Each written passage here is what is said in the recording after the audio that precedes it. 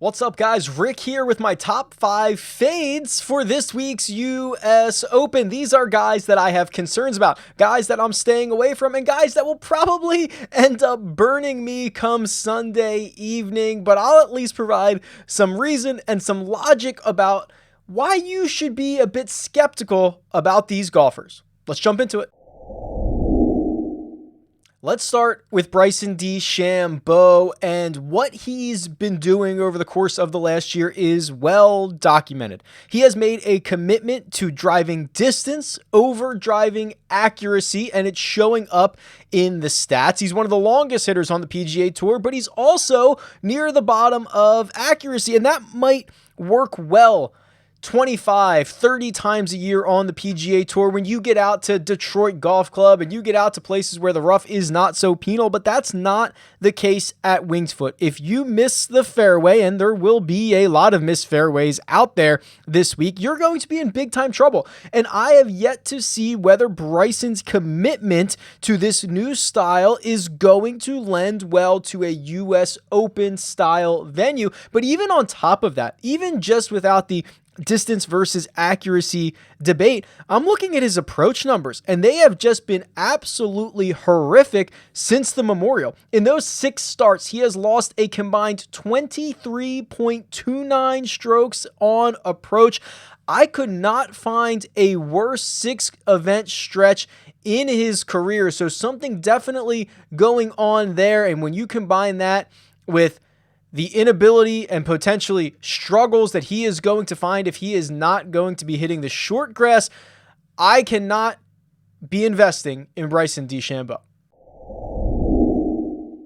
I'm fading Rory McIlroy, and quite honestly, this one feels like the one that is most likely to backfire. This is the one that feels like it could burn me. But if you look at Rory McIlroy's history at the US Open, yes, he won in 2011, but since then, his 8 starts since then, he's missed the cut 4 times. He's just been a little bit volatile in these types of setups. And I'm also looking at his iron play. That has been the one thing that we've been talking about since the restart has not been good. You put an iron in his hand, you put a wedge in his hand, and he turns into an average PGA Tour player in the restart. Now, that's fine for most guys, but it's not fine for Rory McIlroy, who was used to gaining a ton of strokes on approach, being one of these guys that hits it to 8 feet and takes his chances with the flat stick. And unfortunately for Rory, the iron game, the wedge game, is usually not something that flips from week to week. You usually see trends coming. So I'm going to have to see a bit more from Rory McIlroy in general to be confident deploying him in a US Open type setup. I hope I'm wrong. I feel like this is the one I could be the most wrong on, but I'm not going to be investing too heavily in Rory McIlroy this week. Tony Finau is a fade for me this week, and it's not necessarily specific to Tony Finau that I'm staying away from him, but more so the style of golfer like Tony Finau. So Tony is a guy who, we've talked a lot. He usually makes a lot of birdies. He usually makes an eagle or two. He can outpace his finishing position in the golf tournament with fantasy points because he can get on these hot streaks. He can make a birdie streak. He can shoot 4 rounds under 70. He can get those bonuses.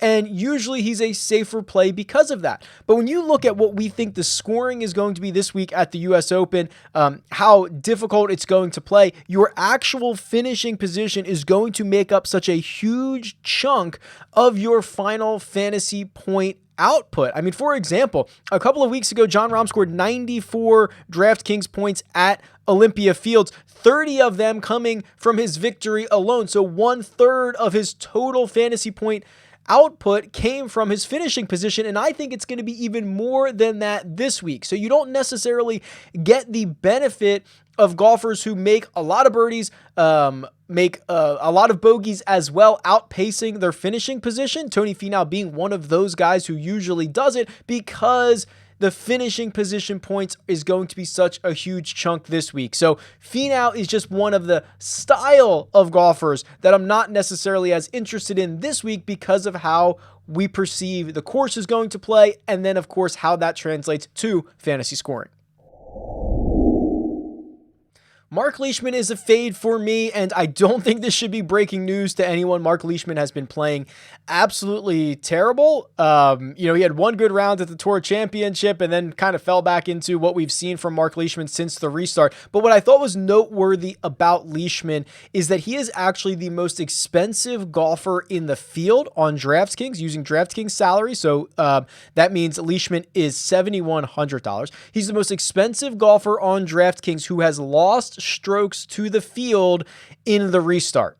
28 rounds he's played. It's a large enough sample size to think that something is wrong with Mark Leishman right now. We are going to need to see more from him before we invest. And the reason I bring him up, I thought that stat was noteworthy, but also I know he gets credit for playing well at difficult golf courses like a Torrey Pines, which quite honestly, he won at Torrey Pines by breaking the mold a little bit. He missed every single fairway, still found a way to get it, hack it out of the rough, get it up on the green and make par. That was a rare way to win at Torrey Pines. I don't think it's going to happen at Winged Foot. I don't think this should be a surprise that Mark Leishman is not going to be someone that makes a lot of my lineups or gets much backing on my end. And finally, Keegan Bradley is a fade for me, and I think he's worth noting because when you get to a major championship, you get a lot more casual people playing fantasy, making bets, and they try to find names that they're familiar with, and they are familiar with Keegan Bradley, who has played on the international stage. He is obviously has been a member of Team USA. He's somewhat cheap. He's won a major championship. I mean, people know who Keegan Bradley is, and I think the idea of Keegan Bradley is that he is a good total driver of the golf ball. So that is when you combine distance and accuracy, which historically has been true, but not so much recently. I mean, Keegan was 105th in driving accuracy on the tour last season. So he's even lost one of the things that puts him in such good shape week in and week out. And you can look at his results. I mean, he has been pretty poor. He doesn't have a top 25 since the Farmers Insurance Open. That was the last week of January. I know we missed 91 days, but that is 8 months without a top 25. He missed the cut in Napa at the Safeway Open last week. And if you are not going to hit fairways, you are going to be in big trouble around Winged Foot. So I think Keegan, he's usually more popular than he should be, even if it's not all that much because he is such a familiar name, but he will not be getting any backing from me this week at the US Open. All right, there you go. My fades for the US Open. I'm a little nervous about a few of them. Some more I'm more confident in. Let me know who I left off the list and let me know who shouldn't be here. Tweet me at RickRunGood or leave a comment below. Best of luck this week, and I'll talk to you soon.